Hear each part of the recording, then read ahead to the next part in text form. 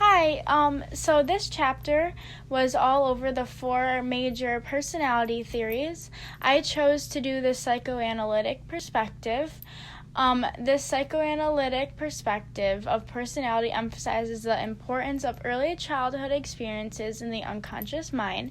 This perspective on personality was created by Sigmund Freud, who believed that things hidden in the unconscious could be revealed in a number of different ways, including through dreams, free association, and slips of the tongue.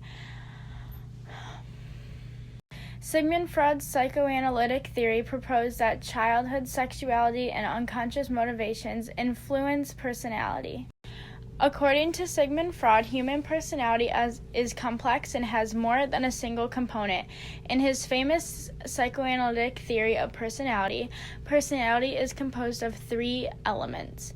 These three elements of personality are known as the id, the ego, and the superego, and they work together to create complex human behaviors. Each component not only adds its own unique contribution to personality, but all three elements interact in ways that have a powerful influence on each individual. Each of these three elements of personality emerges at different points in life. To break down the three a little bit better, starting with the id, is the only component of personality that is present from birth. This aspect of personality is entirely unconscious and includes the instinctive and primitive behaviors. According to Freud, the id is the source of all psychic energy, making it the primary component of personality.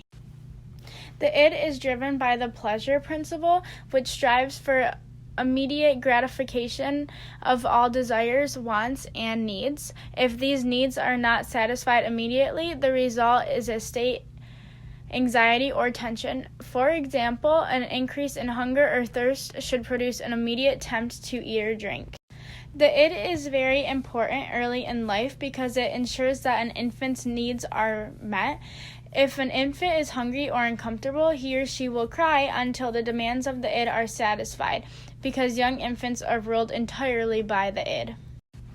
To move on to the ego is the component of personality that is responsible for dealing with reality. According to Freud, the ego develops from the id and ensures that the impulse of the id can be expressed in a manner acceptable to the real world. The ego functions in both the conscious, preconscious, and unconscious mind. For example, Freud compared the id to a horse and the ego to the horse's rider. The horse provides the power and motion, yet the rider provides direction and guidance. Without its rider, the horse may simply wander wherever it wishes and do whatever it pleases. The rider instead gives the horse direction and commands to guide it in the direction he or she wants the horse to go. And lastly, the superego.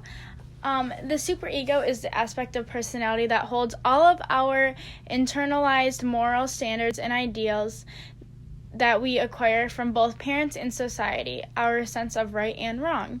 The superego provides guidelines for making judgments. According to Freud, the superego begins to emerge at around age 5.